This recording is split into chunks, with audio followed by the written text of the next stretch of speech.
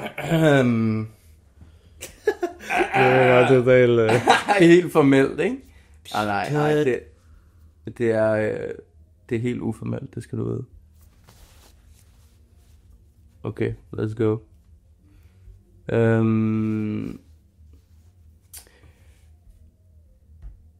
Jeg er sygt spændt. Ja, det er spændt. Jeg ved ikke, hvad jeg har gået med til. Du bliver bare sådan indoktrineret af sådan... nej. Nå, okay, vi kører. Jantelovens 5. bud er, at du skal ikke tro, at du ved mere end os. Tror du, at du ved mere end os?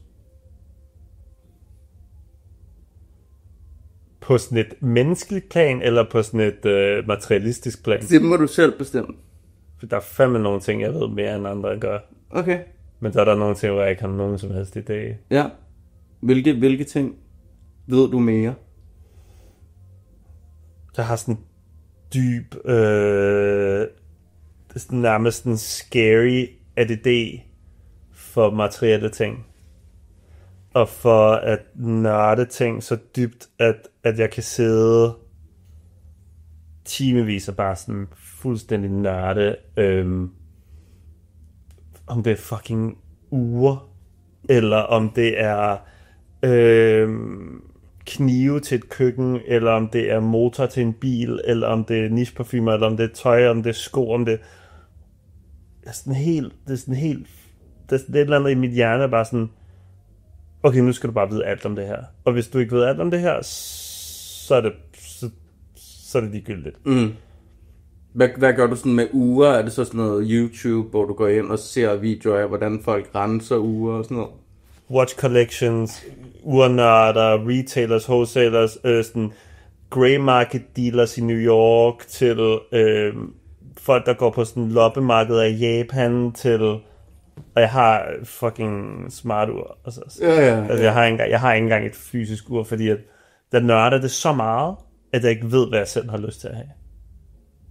Og så det, som jeg måske gerne vil have, er så sådan unobtainable, at jeg sådan...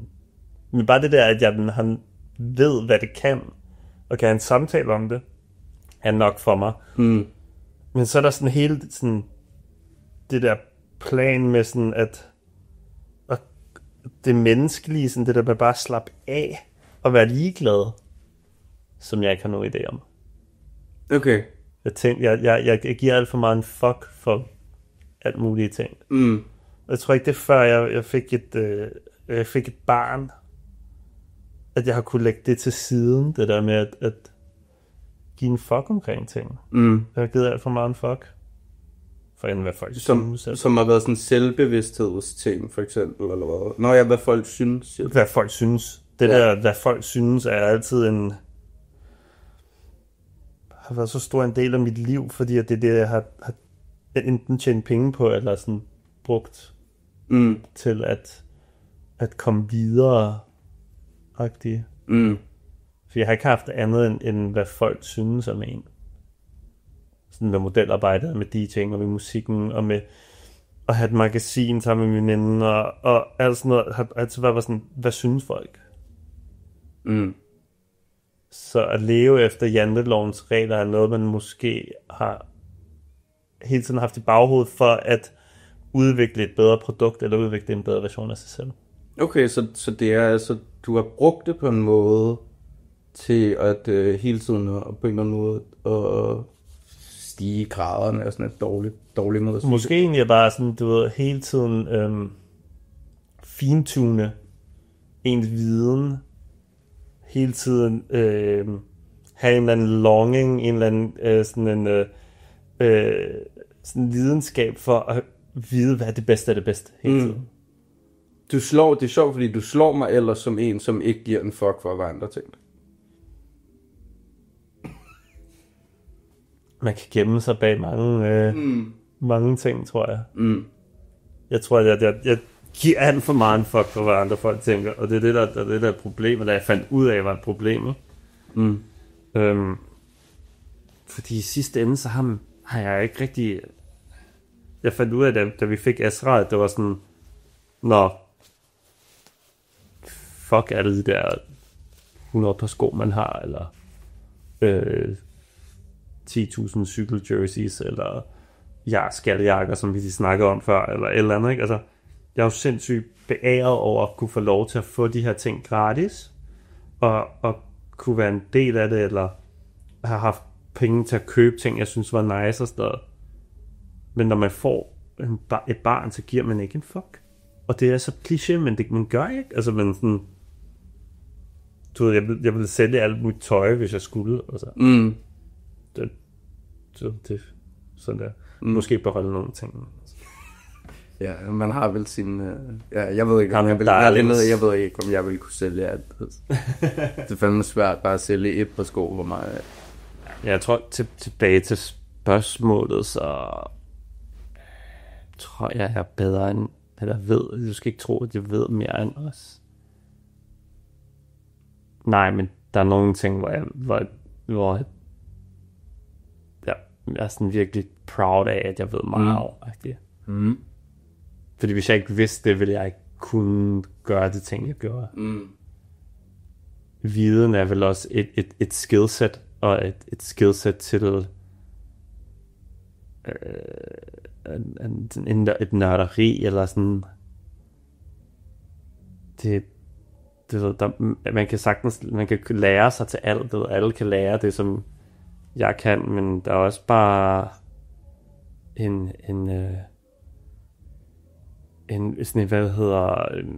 måske også bare sådan en historie, man selv bringer til det skillset, som for eksempel er DJ. Alle kan lære DJ, min bedstemor kan lære DJ, det er ikke svært. Man skal bare put the hours in. Put the hours in, og jeg kan huske, jeg har lært en masse mennesker at spille, hvor jeg bare har fortalt dem sådan, hey, der er 80% af det er 70% af det er bare lære at DJ, du ved, beatmix, tal, du ved, bare resten er 10% muscle memory, hours, timer. Når der er den her lyd, den siger sådan her, så ved du præcis, hvor du skal tweak der, og hvis den her plade løber der, så ved du præcis, hvad du gør, og du tænker ikke engang over det, fordi det er bare timer i det, ikke? Men så er der også de der 20%, som bare er ører, og så det der med sådan, jeg synes det her, det er fedt. Og jeg tør at tage den chance at bringe det videre ud til andre, som måske synes, det er fedt. Ja, for det skal man ture i den rolle. Selvfølgelig. Ja, hvis du ikke tager de her risks i musik, så bliver det bare sådan bland. Altså, det bliver bare, så bliver man bare en del af det af suppedasen, eller hvad man siger. Ja. Altså, nu siger jeg lige nogle ting her. Cykelrytter, model. Cykelentusiast. Okay. Cykelrytter får mig til at lyde, som om jeg er sådan på det fangesrytter, altså. I don't know. DJ? International? I guess. Tøjdesigner? Jo. Ja. Ja, kreativ direction mod at designe tøj, men har ingen fysiske skills i konstruktion. Okay, så du får idéerne. Ja, visuelt. Ja. Artist? Kunstner? Det lyder fancy, men jeg fik en mustache på et halvandet sekund der. Ja. Det er så fedt. Ja, den er god. Kunstner. Forældre? Ja. Yeah. Kreativ? I would say so. Arbejdshest? Til tider. Aktivist? Ja.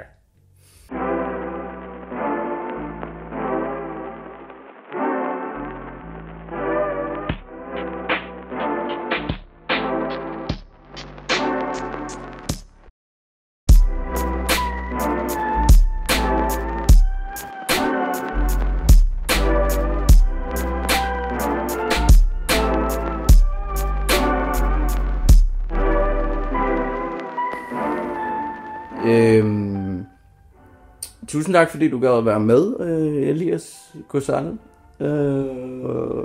Det er en ære for os hos Udenom Rammen. Det her det er jo en podcast, som simpelthen opstod en gang, hvor jeg tænkte, hey, lad os prøve at spørge nogle kreative, hvad de tænker om janteloven, fordi jeg selv måske har tænkt lidt, men kunne godt tænke mig, eller mødt den, og så kunne jeg godt tænke mig at spørge andre, hvad de synes. Mm-hmm. Fordi det er sådan en størrelse, vi ikke har snakket om.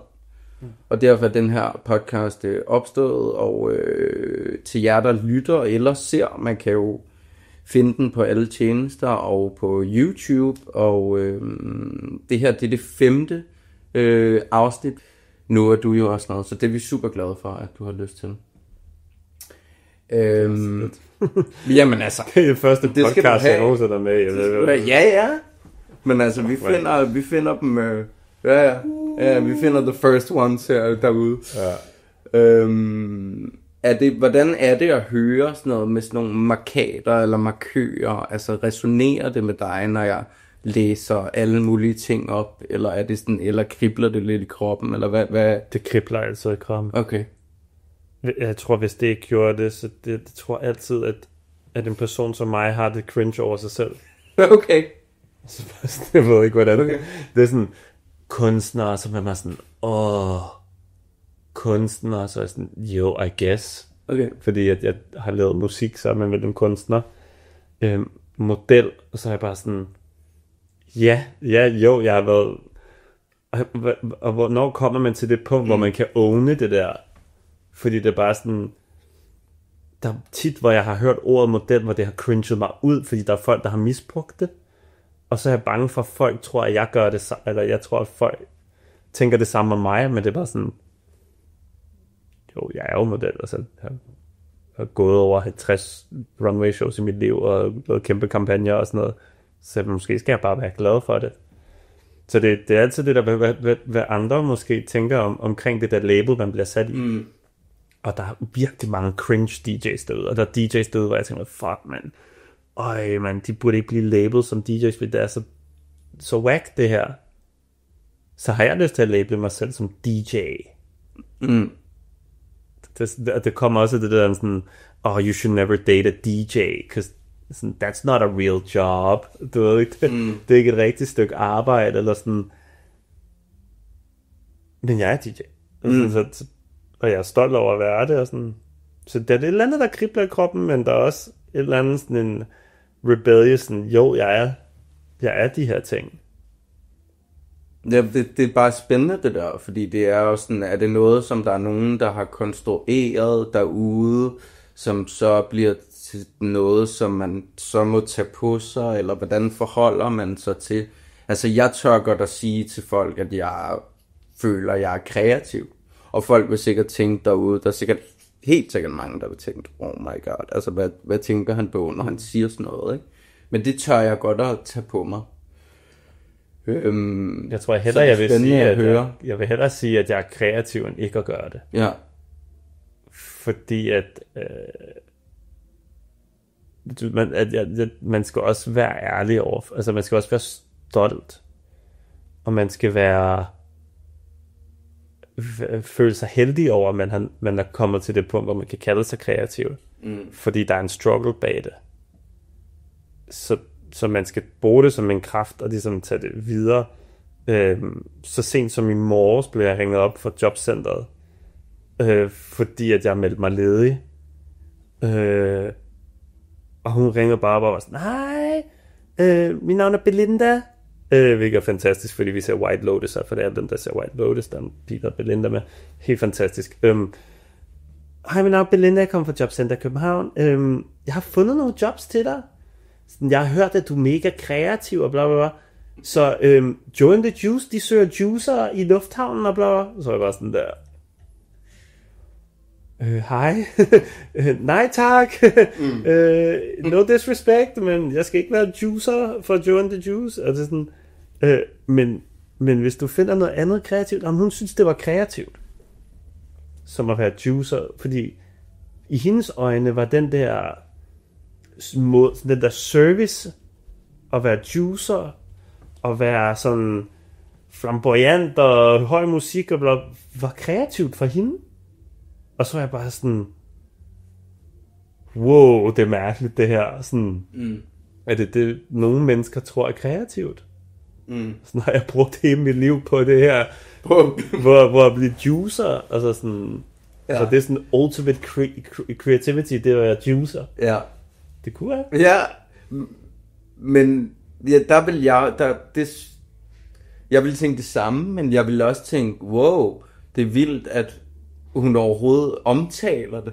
Altså tænk, at det bliver anerkendt, at sådan, det at være kreativ åbenbart, du ved, fordi at sådan, der er nogen, der tænker derude, når man siger det, så er folk bare sådan, wow, altså han har, altså, du ved, der er ikke noget at hente.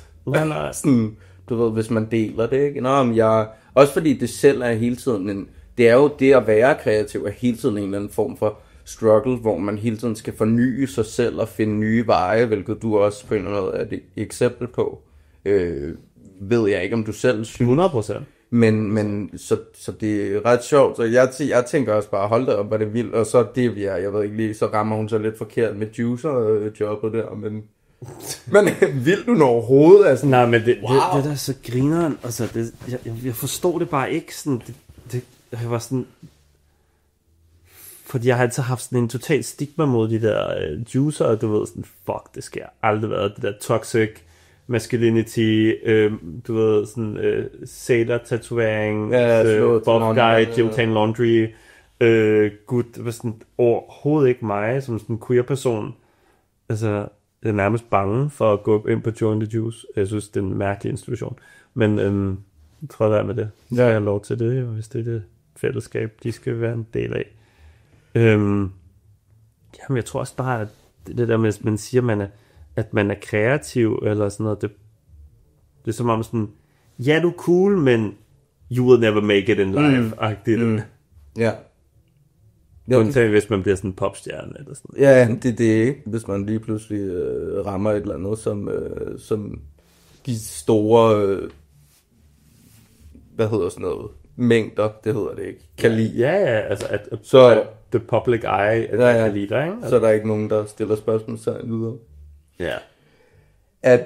Føler du egentlig, at du har nu, i forhold til det der med at have lavet mange forskellige ting, det er jo noget, som vi i hvert fald på redaktionen har tænkt, sådan, at det er sådan ret, at du har levet flere liv i et. Er det rigtigt, føler du det, eller er det helt ramt ved siden af? Der er mange ting, som har forbindelse med hinanden. Der er mange ting, som er kommet af andre ting. Men jo, 100%. Jeg tror, det der med at starte med at DJ, da jeg var 14, og ligesom at være i den verden, men så hele tiden har haft sådan en kærlighed for visuel identitet og tøj, og hvad kan man sige, sådan, kunstdelen af tøj, altså sådan craftmanship, tekstiler og visuelle billeder, og kigge på sådan, hvordan tøj udfolder sig på modeller og sådan noget, kom sådan lidt sådan senere hen, efter det musiske, og så begyndte jeg at tage ud på natklubber, for eksempel, da jeg tog til Berlin for første gang, og så er jeg sådan, men de her ting, de hænger sammen. Det musik, jeg spiller, har faktisk også et kæmpe stort præg på, hvordan folk har tøj på og går klædt. Og omvendt. Det var sådan, når hele modeverdenen tager faktisk inspiration fra det musik, jeg spiller. Og så var jeg sådan, den kan jeg connecte, og så begyndte jeg sådan at søge ind i den der modeverden, og begyndte at lære folk at kende ved at DJ rundt omkring.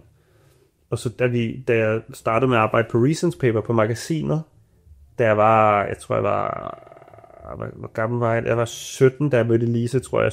17 eller 18, da jeg mødte redaktøren. Elise, som er som en lille søster for mig, og en gammel chef. Hun er et genialt menneske. Så var det, der var jeg sådan, okay, nu kan jeg connecte alle de der dots.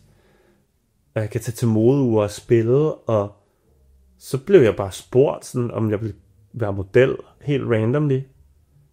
Og så er jeg sådan, jo, hvorfor ikke? Og så connectede den der også, og så tænker bare sådan kommet, lidt random, og sådan, og så lever man ligesom det der liv, og synes det her er fedt, og hustler i det, og så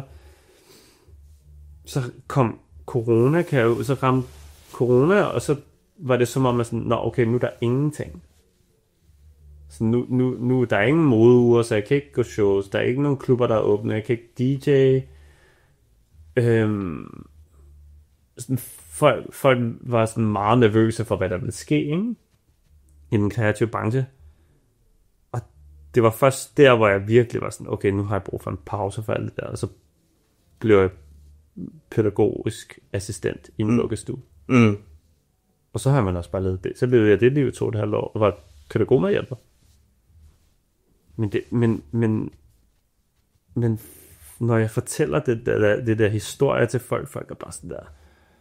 Jeg kan huske især i vuggestuen, der havde sådan unge pædagogmedhjælper, der kom ind lige ud af gymnasiet og fortalte dem de der sådan, jeg har været i Paris, og jeg har gået for den her designer, eller fin Missoni-top, du var på. Jeg var med i deres kampagne for en måned siden, og de bare sådan, hvad laver du her i vuggestuen så? Du ved, sådan, at det er som om, man kan ikke være kreativ, og så og have gjort virkelig store ting, og lavet virkelig sådan prestigefyldte ting, og så arbejde i vuggestuen om morgen-agtigt. Og så tager så af blæerne i vuggestuen. Præcis. Ja, det er sjovt. Jamen, det er også min opfattelse, og det har jeg det faktisk svært med at manøvrere i det der. Altså sådan, fordi at der er en ting er at tage et fedt billede til et eller andet fedt event. En anden ting er, at der skal mad på bordet. 100%. Nogle gange, ikke? Jo, 100%. Og nogle gange hænger de to ting ikke sammen. Og i forskellige arenaer kan man have svært ved sådan at vide, hvor man skal placere sig. Ikke? Ja. Så det er faktisk noget, jeg tænker over en gang imellem. Hvor, altså sådan, min branding, selvom det lyder fuldstændig som om, at jeg var et firma selv. Men det tænker jeg nogle gange over. Eller sådan, fordi det er netop, som du siger, er det som om, der er lidt, det er lidt også derfor, at de her sådan kasser, på en eller anden måde, som vi i hvert fald ser alle de ting, du har lavet og gjort, som store ting, men det måske også er fastlåst der i noget. Jeg tror, problemet er, at hvis man begynder at tænke for meget over branding, så begynder man at tænke mindre på, hvad det ægte behov er. Og så begynder man at få det skidt. Og der er så mange gange i mit liv, hvor jeg har tænkt mere på brandingen, end på hvad har jeg egentlig brug for. Og jeg har bare fundet ud af sådan det der med at have sådan high position, eller sådan have sådan prestigefyldte jobs, på ingen måde gavner min angst og min sådan dagligdag. Det gavner kun, hvordan jeg tror andre folk synes om mig. Fordi jeg har bare tit haft det bedre at komme ned i en vuggestue og tage mig af de her smukke mennesker og søde, dejlige børn og deres forældre, sådan, end jeg har at skulle gå ud og sælge til en eller anden retail account, et magasin, eller være konsulent på et cashmere brand, eller et eller andet. Altså, de her, der kommer jeg, gør mit arbejde, det er ærligt, det er rart, at de her børn har det godt, og jeg går hjem og har det godt. Eller når man arbejder i en butik fra 9 til 5, det er sådan, det har det også fint ved bare at være i retail, og sådan, og bare arbejde fra 9 til 5, og gå hjem, og så har jeg ikke nogen responsibilities, hvor på et kontor, så nej, så er der den der, og den der deadline, og den der deadline, og den der deadline, og det nogle gange har det bare været for meget for mig. Så altså det der med at brande sig selv, skal nogle gange sættes på pause, fordi i sidste ende, så gavner det ikke dig selv noget som helst. At løbe dobbelt så hurtigt for, hvad andre folk synes. Ja. Det synes jeg er vise ord.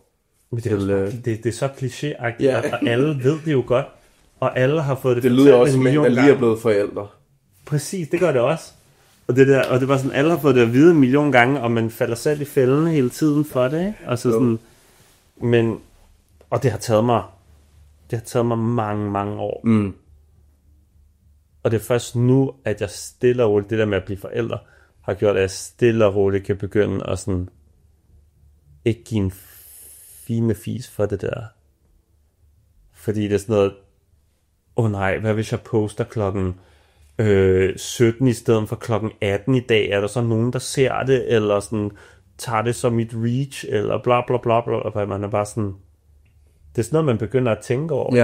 Ja. Skal jeg poste den her karusel, eller den her som reel, eller som det her, eller man er bare sådan, hashtags, eller nej, det er cringe, der er hashtags nu og til dag, så sådan, men så får jeg ikke reachet, og, altså det er sådan noget, ja. Helt... Ja, men den har jeg også været i, den der.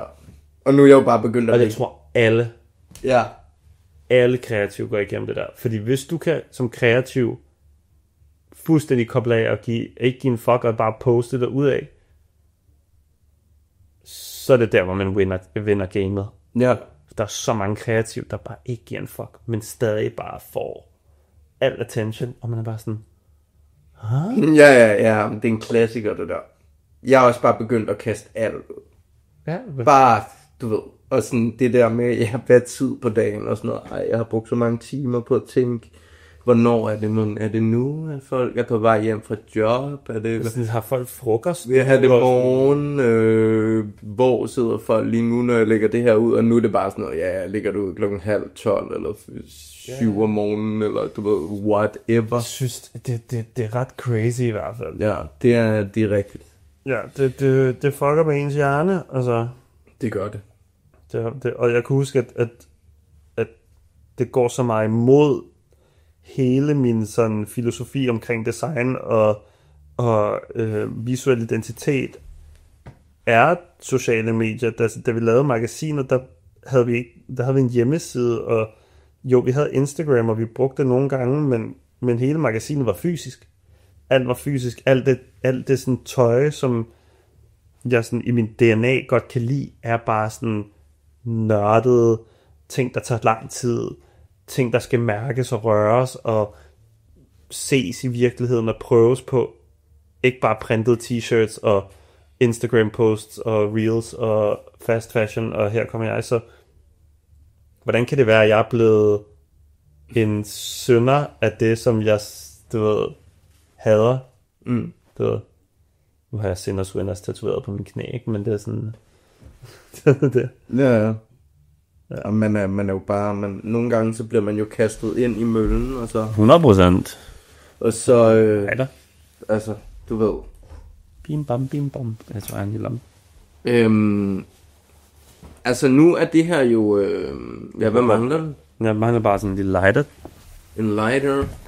Jeg har en her. Vi plejer jo... Untalented runners, står der. Vis det til kameraet. Ja, der står untalented runners. Det er mig, 100%. Ja, jamen også mig. Jeg har også begyndt at løbe. Er det rigtigt? Ja, det gør jeg også i en uge af gangen. Så fucker mig selv helt op, og så stopper jeg i en måned, og så fucker jeg mig selv helt op. Bare sådan, det er naturligt for mig at løbe 34 pace. Jeg løber fucking stærkt. Ja. Det er så dumt. Det er så fucking dumt. Den her bog, ikke? Ja. De her 2 bøger her. Det er jo... my favorite. Her Jantelon kom fra. Harry Potter 4. Harry Potter 4. Nej. Axel Sandemose, en nordmand, som engang for længe siden, det lyder meget som Harry Potter. Det var han bare sådan en Shembedritsek. Som skrev den her En flygtning krydser sit spor, som handler om en, der hedder Esben Arnakke. Det synes jeg i øvrigt er et meget sygt nok kunstnernavn. Magisk navn. Som bare blev ved med at sige, at hans... The original Scarface. Præcis. Skarnek. Han siger, at folk de bare løber efter... de går ind i et tog, og så kører de bare i det der tog, og så står de ud af det tog alle sammen på samme tid. Nu er det meget dårligt oversat. Men... Og det er det eneste, de gør. Altså man tager en retning i livet, og så gør man det, indtil man dør. Og det er jo, det er en kritik af, at man gør det. At man er sådan en follower. Ja, man er på /follow. Og så dør man. Og før vi læser noget op fra bogen, som jeg gerne vil have, at du læser op, så skal se, om jeg kan læse igen. Kunne jeg godt tænke mig at spørge, om du nogensinde har oplevet janteloven. Vi snakkede om det før, vi satte mikrofonerne til, men har du nogensinde oplevet janteloven på egen krop, eller hvordan har du forholdt dig til igennem din opvækst? Tror du? Du sagde til mig før, vi tændte mikrofonerne, at det er sent, du overhovedet har ligesom... Ja, fordi jeg aldrig blev introduceret til, hvad janteloven var. Det var sådan et ord, som jeg kan huske i folkeskolen, folk sådan smed rundt. Men det gjorde det alligevel. Ja, det var sådan noget, et eller andet jantelov, og så var jeg bare sådan, jeg ved ikke, hvad det er. I don't give a fuck. Nej. Jeg havde aldrig gået i skole. Ja. Så det var aldrig noget, jeg sådan rigtig sådan satte mig ind i, hvad var, og jeg tror aldrig rigtigt, at jeg sådan har forstået sådan hele den der dybde, at hvorfor er der nogen, der har fundet på det her, eller sådan, hvorfor er der nogen, der har konstrueret det her koncept, om hvordan man identificerer individet, og sådan, så jeg har aldrig sådan rigtig stillet mig det der sådan, i hvert fald ikke sådan direkte, jeg tror 100% indirekte, at der er nogle ting, der vil gå under, hvad kan man sige, budene, som jeg har tænkt over, men jeg har aldrig set det som sådan en jantelov, jeg har mest set det som sådan et eller andet sådan human koncept af, at hele tiden skulle, hvad kan man sige, dømme folk, eller sådan hele tiden, sådan, hele tiden skulle have en mening omkring, hvad andre folk laver, eller gør, eller reagerer, eller bruger deres tid på. Altså, så hvis jeg spørger dig nu sådan, hvad er janteloven helt kort og kontant for dig, hvad vil du så sige? Så vil jeg sige, at janteloven er noget, som er konstrueret for at undertrykke folk. Så det er et koncept, der er blevet... Men det er jo mig, ja. Michael, og det er i øvrigt ikke rigtig blevet sagt ud i podcasten, så nu har jeg så min holdning til det. Det er fedt. Men altså, ja, til dig, nu vender du hele... Nu er det dig, der har podcast. I'm trained in this, man. Og det er den nye vært. 600 Joe Rogan episoder, man. Jeg ved det her. Okay. Men det vil jeg sige, altså fordi, du ved, jeg vil sige... Men det er noget, jeg kæmper med, fordi hver gang jeg taler med nogen om det, er det jo igen, så siger du også her, at det er sådan, der er noget med selvbevidsthed omkring, hvad folk tænker om en, men samtidig også, at du ved mere end andre på nogle områder, og sådan har jeg det også. Jeg ved også mere end en anden, og det er jeg ikke bange for at sige. Men der er sikkert nogen, der ved mere end mig alligevel. Ja, og sådan... det er fair nok, ja, at vi alle sammen ved noget, fordi så kan vi dele det. Men det har jeg mødt i en samtale, når jeg siger, ja, jeg er kreativ, så er der nogen, der skæver til mig og sådan, hvad er det? Eller sådan, i stedet for at spørge, nå, hvor spændende, hvad laver du så? Må jeg se dine ting, du har lavet? Ja. Og nu kan jeg ikke huske, hvor spørgsmålet starter, fordi du overtog showet. Men jeg tror bare, at jeg kom til sådan et punkt, hvor jeg blev mødt af folk, som var sådan, du laver godt nok mange forskellige ting. Og så er jeg sådan, ja, hvorfor ikke? Hvorfor skulle jeg ikke? Hvis jeg kan lide det her, hvorfor skal jeg ikke interessere mig for det? Det er bare sådan, og sådan har det bare været, været sådan, min hjerne fungerer. Og hvis jeg ikke får lov til at gøre det, så undertrykker jeg min egen bevidsthed. Sådan, så det der med sådan, at kunne lide ting for mig, som jeg snakker om tidligere, det der med at nørde ting, især når det kommer til sådan materielle goder, jo, om det er biler, tøj og sådan noget. Jeg har ikke brug for at have det. Jeg har bare brug for at vide alt om det.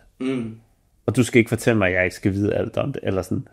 Og det er det samme med, at hvis jeg har lyst til at tage billeder, så behøver jeg ikke at være fotograf for at gøre det, men jeg skal stadig, hvis du kalder mig en fotograf, så er jeg heller ikke noget imod det. Du ved, sådan jeg er begyndt at tage billeder. Jeg har et lækkert kamera, jeg synes, det er nice at tage billeder. Jeg så lige de billeder, du droppede i går. Fuldstændig magisk. Nå, det er dejligt. Fra Jylland. Fra Jylland. Det var så dejligt. Jylland. Det var så dejligt. Jeg elsker Jylland. Jylland, og et meget low-key post om Jylland også. Ja, det var sådan, jeg var sådan, okay, jeg har lyst til at tage billeder. Nu har jeg været bag, altså foran et kamera hele mit liv. Og selv når jeg har været foran et kamera, så er jeg altid nørdet det der sådan, hvad skyder fotografen med? Sådan, er det et Phase One, eller Du har også altid haft et kamera i hånden, så længe jeg har kendt dig. Jeg har altid haft sådan et eller andet, ikke? Og det er sådan, og jeg har været sygt dårlig til at tage billeder. Ja. Altså jeg har været så dårlig til at tage billeder, at jeg engang i London blev smidt ud af min venindes lejlighed, fordi at hun synes jeg havde taget et dårligt billede af hende. Og så seriøst, hun gik så meget amok, at hun var sådan, vil du ikke tage et billede af mig til... Lang historie. Vi var til et show i London. Det var Craig Green, en af Craig Greens første shows. Sidder front row. London Fashion Week. Hun er sådan, kan du ikke tage billeder af mig i mit outfit på runwayen? Sådan foran crowd. Fint nok. Jeg tager det der helt hæslige billede, ikke? Og hun er bare sådan, oh my god, you're such a fucking ego. Du er altid på kamera. Nu kan du ikke engang tage et ordentligt billede af mig. Og hun blev så sur, at hun fik lov til at bo på et værelse i hendes lejlighed. Hun smed os ud af den der lejlighed. Men det er sjovt, det der eksempel, du kommer med lige der. Det vil jo aldrig ske i Danmark. Nej, præcis. Der vil jo aldrig være nogen, der vil rage. Hun ragede så hårdt.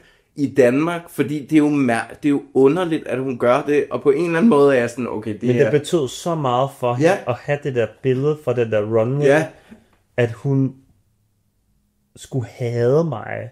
Ja. Over at jeg tog et dårligt billede. Og det var virkelig dårligt til at tage billeder, det tror jeg. Altså, det var virkelig skrald. Men her vil der vil jo ikke være nogen, det vil jo være for det vil jo være for out of this world at gå amok over for sin ven over, at der ikke kom, du ved, at det, altså. Ja, det var så langt ud. Det var så super barnligt af hende, by the way. Det var din mad er klar, jo. Ja, whatever. Skal vi læse noget fra bogen? Ja, 100% fuck random historie. Det er meget sjovt. Nå, men jeg synes bare, vi kan også gå dybt ind i det, fordi det er bare det, jeg prøver at sige med det er, at der er også et eller andet, jeg respekterer på en eller anden måde også hende for at gå amok, fordi det er sådan, det betyder virkelig noget, og her vil det bare være sådan der, wow, du går amok, det er virkelig mærkeligt. Hun har sikkert ret i noget med det der med, okay, lige ned. Det der med sådan, men du er altid foran kameraet, så hvorfor giver du ikke en fuck for det billede, du tager af mig? Og jeg tror altid, den der situation har ligget så dybt i mig, at jeg var sådan, okay, jeg skal lære at tage billeder. Ja. Jeg skal lære at fucking tage billeder. Ja. Ja, det er sjovt. Og nu tager jeg billeder forhåbentligvis gode nok til folk, og sådan, dem vil jeg synes, de var så gode, de der, du droppede i går. Jeg ved ikke, om det, jeg laver er godt. Jo. Jeg ved aldrig, men jeg tror, jeg bliver sådan, jeg vil sige feliz. Jeg vil blive happy med det, jeg laver. Det er sammen med musikken, sådan, man skal bare nå til det der punkt, hvor man bare kan spytte ting ud. Og så dem, der kan lide det, kan lide det. Dem, der ikke kan lide det, kan suge den røv. Ja. Jamen, jeg har også en ting med, at nu skal jeg bare kaste så meget ud, at mit ego ikke skal kunne nå at følge med. Præcis. Altså, jeg har postet hver dag i den her uge, fordi jeg tænkte sådan, okay, det der med at tænke for meget over det, kan måske redde sig at bare ikke at tænke, og bare gøre det. Ja. Bare sådan, ja, lige præcis. Spam. Det her, det er Harry Potter. Yeah. Og det er det første afsnit, jeg gerne vil have, du læser. Nej, det er det ikke, fordi det er det her. Men det er det her stykke, som jeg gerne vil have, du læser højt. Det er på side 78. Hvor meget skal jeg læse, Jesus? Ja, men altså, jeg kan også. Er det rigtigt? Jeg er virkelig dårlig til at læse, men okay. Jeg kan prøve. Du kan prøve. Kommentar til janteloven. Det var afgivelsen, de aldrig kunne tåle. Hvor er vi henne, undskyld? Hvordan kan du have SPS? Jo, man kan forestille sig. Nå, fra der. Okay. Ja. You see. Ja, nej, men altså. Man kan forestille sig, hvordan janterne engang for længe siden gjorde sig klar til, hvilke muligheder de havde. De syntes ikke, deres muligheder var store, eller de kunne ikke få øje på andre. Så lod de disse muligheder blive til jantegrænsen. Og den, der ville gå over grænsen, var en jantesviger. Man var sådan en bastard. Måske. De byggede moralen på de fastslåede muligheder. Moralen blev lov, og loven udartede til en religion. Janteloven og jantereligionen viser, at når mennesket har været holdt nede tilbage længe, så overtager undertrykkelsen selv. Så overtager det undertrykkelsen selv. Jante har givet sig selv janteloven og holder sig selv nede, uden at nogen behøver at gøre noget for det. Så janteloven bliver til en underbevidst faktorer i dit liv, som du ikke bevidst, eller som du ubevidst handler ud fra, fordi det er så dybt du ved, grounded i dit jeg. Det kunne godt være noget af det, han mente. Hvilket er deep. Hvilket er deep, men true nok, at du når måske til sådan et punkt, hvor at det der med at leve på, hvad andre folk synes om dig, bliver så fastlået, at du aldrig kan komme ud af det. Altså, at du hele tiden skal få den der klap på skulderen af andre, ikke? Det har jeg levet i mange år. Den der sådan hele tiden prøve at løbe fra tanken om, at hvad andre synes om en, men altid lave ting ud for, hvad andre synes. Havde du den bevidsthed for et halvt år siden? Den du lige er kommet med nu? Ja, 100%. Okay. 100%. Også før dit søde barn? Også før, jamen okay. Altså, men og jeg var bevidst om det, men det var som om, man ikke kunne sådan, befri sig selv fra det. Det var som om sådan det var som om, det var sådan en, der sad på sådan skuldrene af en, og var sådan, hey, husk nu, at hvis du ikke gør det her, så er der nogen, der synes et eller andet, eller... Og jeg tror stadig, jeg har det til en vis grad, altså... Men jeg kan mærke ærligt, at det bliver bedre og bedre. Ja, at du befrier dig lidt fra lænkerne.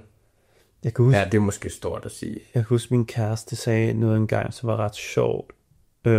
Vi snakkede om... min kæreste har været med i Paris. Kæreste hedder Ditte. Og Ditte arbejder ikke i mode. Og hun har været til Paris mode for første gang med mig, for at være der med mig, eller med nogle veninder af mig.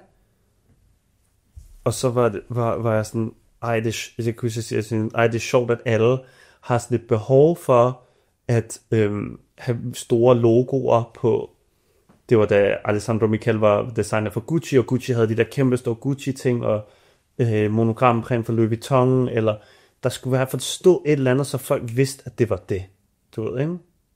Meget sådan off-white, Virgil Abloh-agtig sådan ting. Rest in peace, virkelig dygtige menneske. Men jeg var så disconnected fra den der verden. Jeg var sådan, fuck, jeg skal ikke have noget logo, jeg skal ikke have sådan, det skal bare være så minimalt som muligt, og der kunne jeg, det skal være virkelig nørdet, og bla bla. Men så var hun sådan, men du er præcis ligesom dem. Og så var jeg sådan, hvad mener du? Så var hun sådan, ja, de cirkler du går i, der giver folk også en anden klap på skulderen for, at de har Riri zippers i deres jakker, og at de har den her lukning på deres kraver, fordi så ved alle folk, at det er Comme des Garçons, og sådan noget. Eller de her farvede knapper, det er kun Yoji, der laver dem, eller de der 2 streger i nakken på alt det tøj, det er Rick Owens, eller 4 syninger i bæret, alle ved, det er Margielas kendetøj. Så du er lige så meget obsessed som alle de andre, der har kæmpe logoer, er på. Det er bare en helt anden verden. Så i din verden er folk lige så obsessed om den her klap på skulderen, som alle dem, der render rundt i kæmpe store logoer er. Men I kan bare gemme jer, fordi det er lidt mere nørdet, eller sådan avantgarde, eller hvad det er. Og så er jeg sådan, ja, det har du ret i egentlig. Du ved ikke, altså, det er rigtigt nok. Du kan blive så nørdet, og så undergrund, og så avantgarde som muligt, men der er stadig folk, du prøver at please, eller sådan. Ja, så vi kommer aldrig til at befri os. Det er det, du siger. Nå, men er det ikke også okay? Jo, måske. Jo. Du ved, og i stedet for så at møde folk, og være sådan, oh my god, man, de er bare sådan noget, han har Rick Owens på, han ved sikkert ikke en skid om det der. Så var det der, fuck, hvor du nice, at du har det her tøj på. Og især i Danmark har folk virkelig svært ved at komplementere andre for det tøj. Ja, og det er her, hvor jeg siger, The Law of Johns. Altså, du ved, det er rigtigt. Altså måske, ikke? Eller i hvert fald, det er for godt nok svært for folk at sige, hvis de synes, man har noget nice på. Wow, det er nice. Og tror mig, det er det mest befriende i verden, at gå og sige til en, der fuck, nogle sindssygt seje sko, du har på, eller vildt flot halskæde, eller ørering, eller fuck, du dufter dejligt, hvad er det, du har på, eller wow, cool jakke, jeg har altid ønsket mig. Det sådan, ja. Fordi det er som om, at man blotter sig, og at man så bliver mindre værd, ikke? Altså, at man bliver sårbar. Så skal de se, om konen, hun... der er også noget med den der ovn der giver man øje på. Man tjekker lige ovnen. Har den der er lige kunstpause. Der er kunstpause.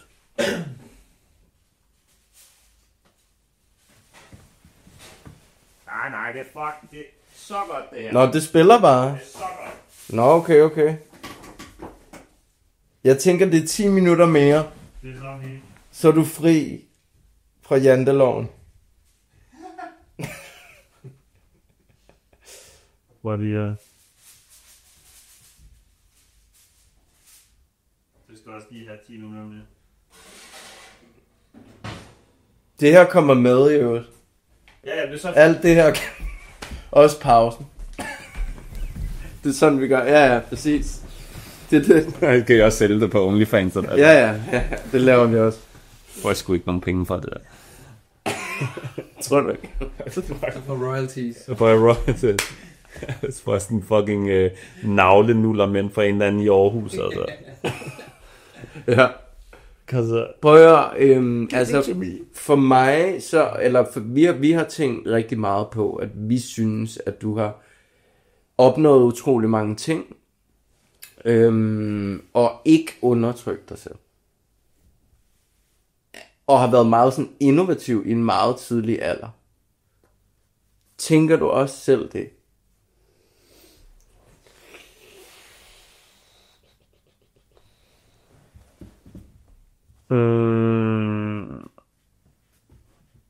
Nej. Okay.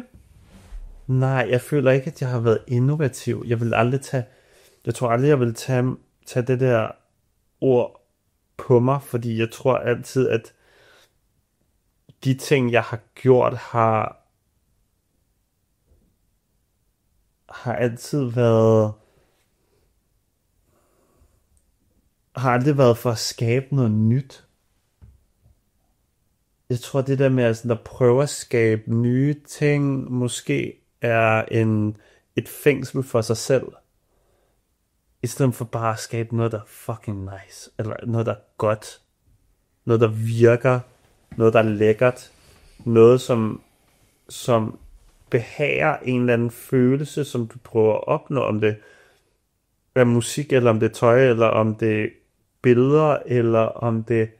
Jeg er ikke den første, der tager billeder med low shutter og laver sådan nogle light trails og laver eller andet sådan.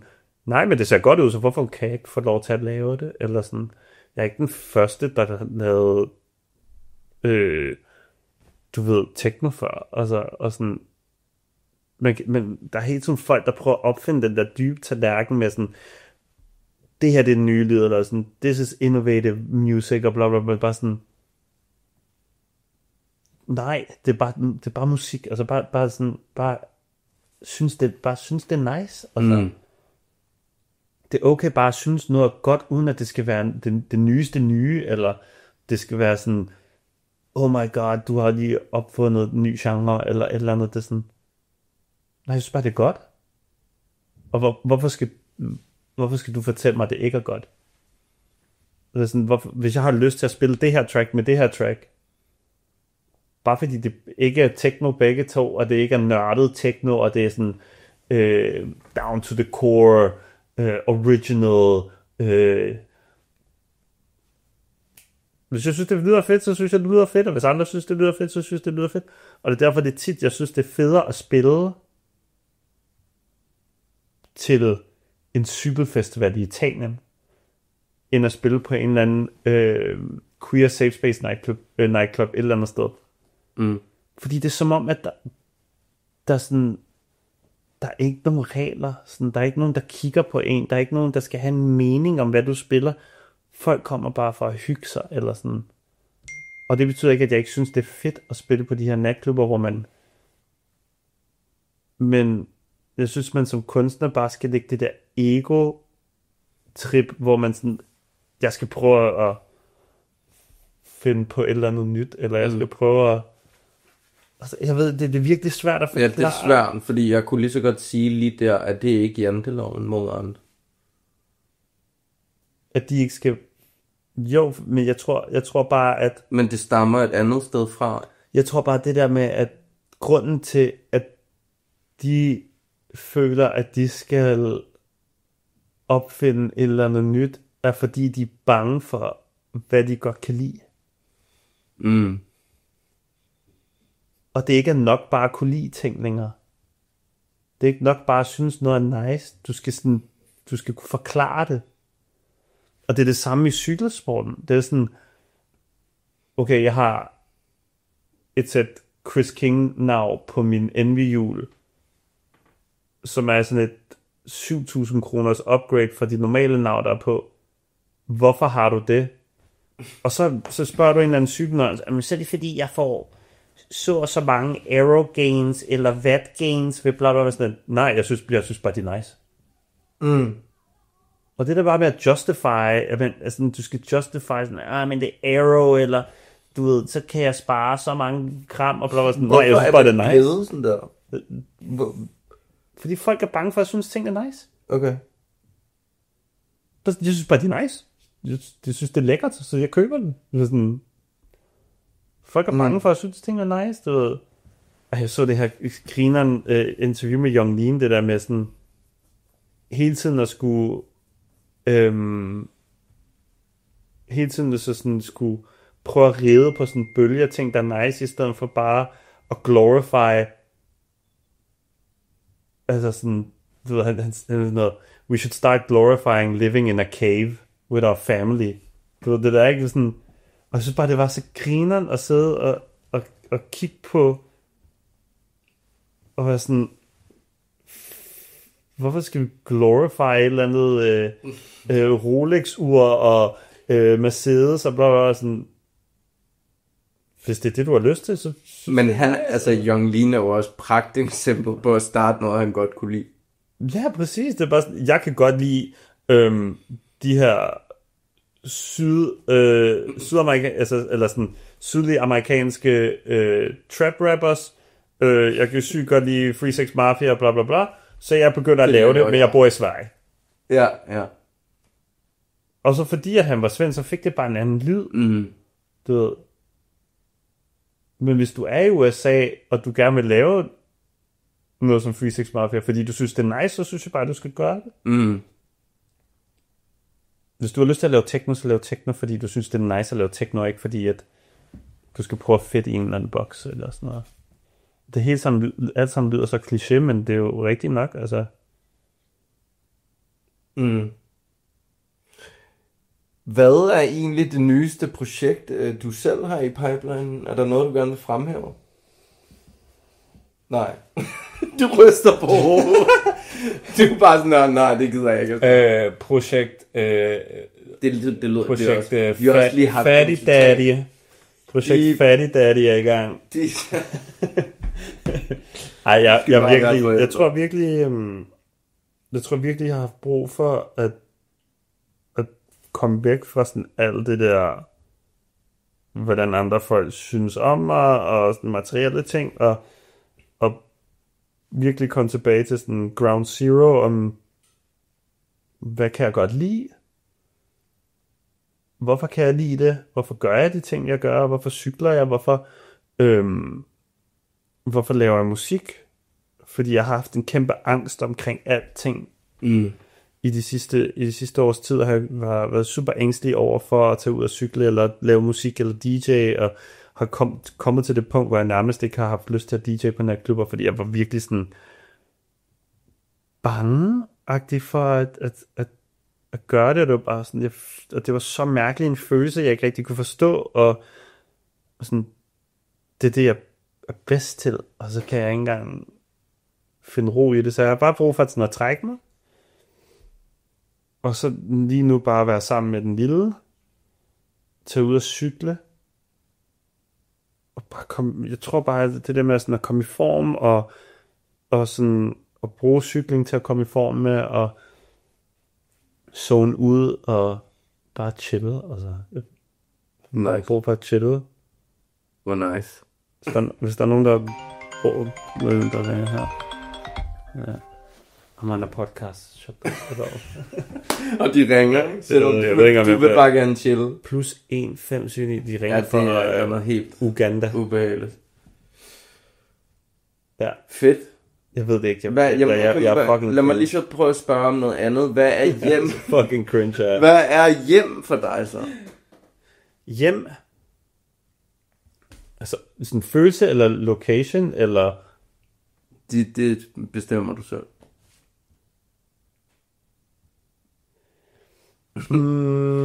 Hjem for mig kan være mange ting. Hjem for mig kan være at tage min cykel, og så cykle igennem Ryparken, hvor jeg er opvokset, og bare være sådan, se på den der Alis kiosk, som man gik i som barn, og var sådan, fuck hvor griner, når han stadig står der, eller at der står de samme navne på postkasserne som dengang, sådan helt sådan nostalgisk, det her det er hjem-agtigt, og kunne sige, at man er sådan, det er her jeg kommer fra, sådan. Hjem kan også bare være at rejse, altså slet ikke at være hjemme. Ja, du har rejst meget? Jo, okay, vil jeg sige, altså ikke lige så meget som mange andre har, men jeg har haft æren at få lov til at spille mange steder, eller gå shows og arbejde med en masse kunder i udlandet og sådan noget. Jeg hader at flyve, så vil helst bare være her i Danmark. Men jeg tror, jeg har lært at prioritere at opleve ting frem for at købe sko eller købe cykeldel eller sådan noget, men prioriterer at tage ud og rejse med min familie nu. Hvad hjem? Men jeg synes, du har sagt det meget godt, det der med at finde til at... Ja, det er den der ovn der, jeg har nøje over. Nej, bare roligt. Jeg synes, du har sagt meget godt, det der med at finde tilbage til bare at cykle en tur, og du ved. Ja, og slet ikke have haft behov for sådan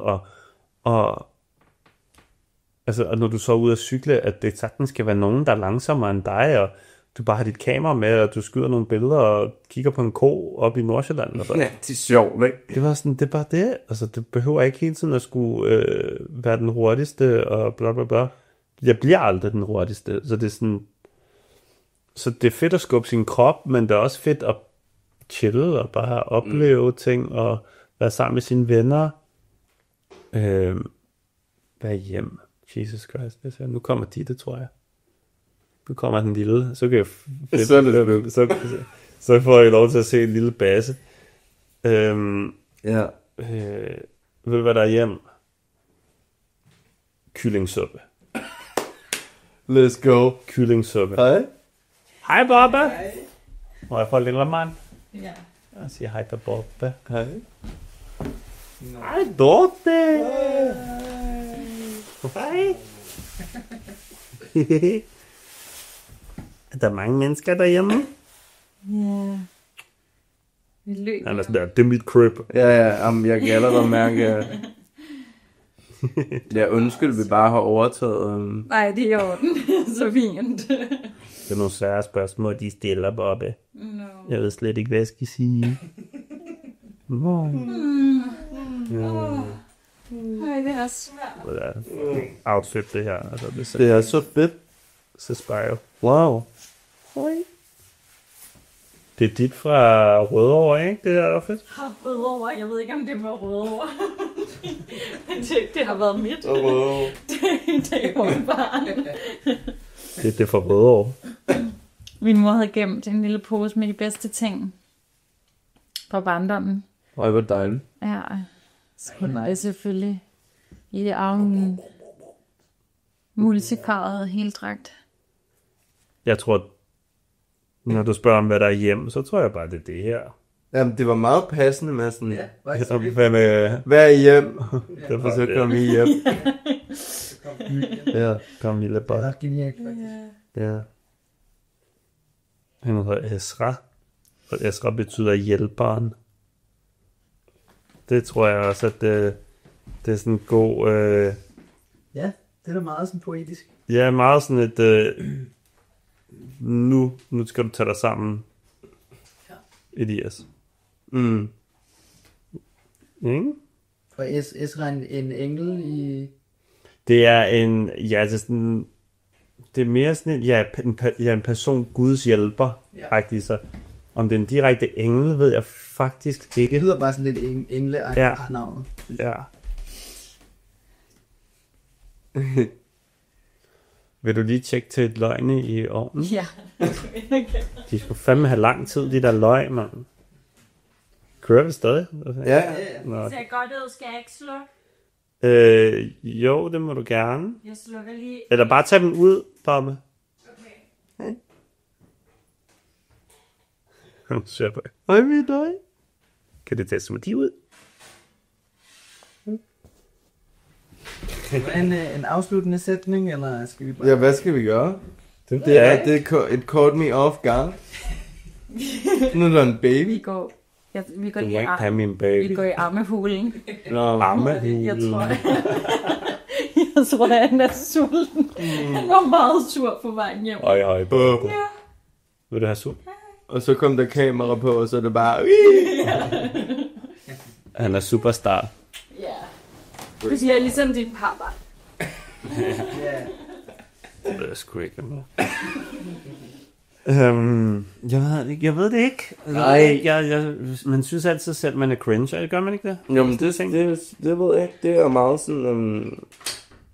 det ved jeg ikke. Det kommer meget an på, hvem man er. Jeg ved ikke, om jeg synes, jo, altså, der er nogen på hvor det er sådan, ja, okay, det kunne jeg godt se, eller så ja. Det ved jeg ikke. Det kommer an på, hvem man er. Tror jeg. Ja. Jeg tror bare, man skal gøre lige, hvad man har lyst til, der gør en glad, og så bare disconnect. Brug tid med jeres familie. Ja. Hvis I har nogen. Hvis vi ikke har nogen, så brug tid med venner. Så find en familie. Ja, det har jeg sgu. Jeg du ved, der mange år, der var min modelagent eller kollegaer i modebranchen og designere, jeg har mødt, var min familie. Det var ikke... Så sådan er det, altså. Ja. Helt sikkert. Og så lad være med at tro, at I ikke har venner, bare fordi, at de ikke har gået i gymnasiet sammen, og spiller fodbold hver lørdag, og Okay. sagtens har mange venner. Ja. Har du egentlig mange eller få gode venner? Jeg har få gode venner. Okay. Desværre, tror jeg. Ja. Der er tit, hvor jeg har været sådan, at jeg ønsker, jeg havde det samme som sådan de der danskere venner. Du ved ikke, fordi jeg var ikke, du ved, gymnasievenner, sådan, vi var på studentervogn sammen, og du har set mig brække mig 16 gange, eller sådan noget. Så nu er vi bare bondet for life, og eller vi har gået på uni sammen, og så de der sådan grupper af vennegrupper. Det ved det ikke. Det har jeg aldrig sådan, jeg har altid måske prøvet at søge det, men har aldrig kunne sådan være en del af det der. Så derfor jeg mener, man bare skal være glad for de venner, man har. Det ikke behøver at være sådan vennegrupper og sådan noget. Ja. Nå, jamen altså, tusind vi kunne snakke i overvis. Ja, jeg kan snakke i overvis. Jamen altså, fucking talkbox. Den der baby der, den sendte mig helt ud, og jeg er bare sådan, lad os slukke den her podcast. Men tak fordi du ville være med. The baby. Det er, man kan se og lytte til Uden at ramme alle vegne. Vi er tilbage snart igen, og det her, det var... Ved du, hvem er den næste gæst? Men det ved vi ikke nu. Nej, spændende. Det kunne være dig. Det kunne være dig derude. Det kunne være dig derude. Det er cringe, til gengæld. Og nu slukker vi.